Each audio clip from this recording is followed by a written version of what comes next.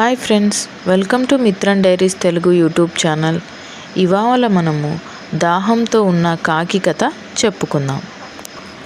Monday ఎండల్లో మధ్యాహ్నం దాహం వేస్తూ ఒక కాకి గ్రామంలోకి ఎగురుతూ వెళ్ళింది.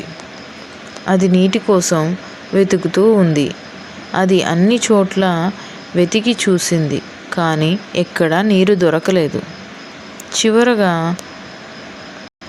కాకి ఒక ఇంటి బయట ఉన్న ఒక కుండలో కొంచెం నీరు చూసింది. పాపం, కుండలో చాలా కొంచెం నీరు ఉంది. అది కుండ లోపలికి తన ముక్కును పెట్టడానికి ప్రయత్నించింది, కానీ కుండ మూతి ఇరుగ్గా ఉంది. అప్పుడే దానికి ఒక ఆలోచన వచ్చింది. అక్కడే నేలపైన ఉన్న కొన్ని గులకరాళ్ళని చూసింది. అది తన ముక్కుతో నేల మీద ఉన్న గులకరాల్ని తీసి కుండలో వేసింది. నీటి మట్టం పెరిగింది. ఈ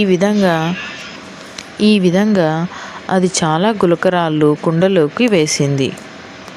నెమ్మదిగా నీటి మట్టం కుండ అంచుల వరకు వచ్చింది. కాకి సంతోషంగా నీరు తాగింది. సంకల్పం ఉన్న చోట తప్పకుండా మార్గం దొరుకుతుంది.